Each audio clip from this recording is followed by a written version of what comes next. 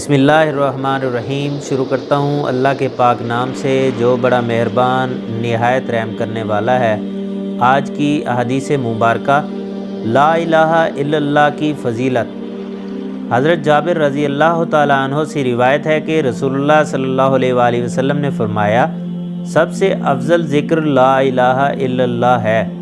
سب کلموں میں افضل 4 کلمے ہیں، سبحان اللہ، الحمدللہ، لا الہ الا اللہ اور اللہ اکبر۔ حضرت جابر کی ایک حدیث میں لا الہ الا اللہ کو افضل ترین کلمہ فرمایا گیا ہے۔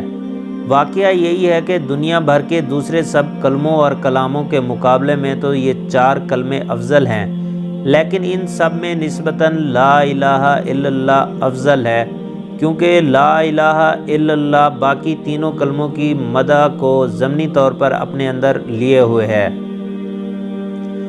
جب بندہ یہ کہتا ہے کہ محبوب برحق صرف اللہ ہے، اس کے سوا کوئی نہیں، تو اس کے ضمن میں یہ بات خود بخود آ جاتی ہے کہ وہ ہر نقص و عیب سے پاک ہے اور تمام صفات و کمال کا وہ جامع ہے اور عظمت و کبریائی میں وہ برتر ہے، کیونکہ وہ لا شریک و معبود ہے۔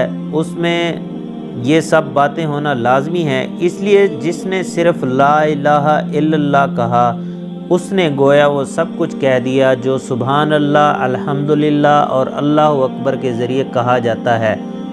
علاوہ ازیں لا الہ الا اللہ کلمہ ایمان ہے اور اسی لیے سب پیغمبروں کی تعلیم کا پہلا سبق ہے۔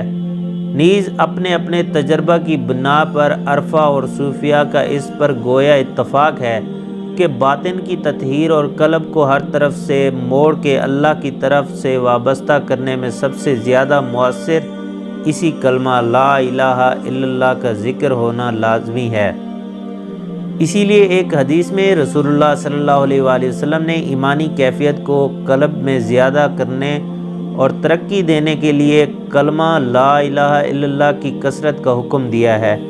آج کی حدیث مبارکہ یہی، نیکسٹ انشاءاللہ ہم آپ کو مزید لا الہ الا اللہ کی فضیلت کے متعلق حدیث مبارکہ سنائیں گے۔ آپ دوستوں سے گزارش ہے ہمارے چینل اسلام کی شان کو سبسکرائب کریں اور بیل آئیکن کو لازمی دبائیں تاکہ ہماری نئی آنے والی تمام ویڈیوز آپ دوستوں تک بروقت پہنچتی رہیں۔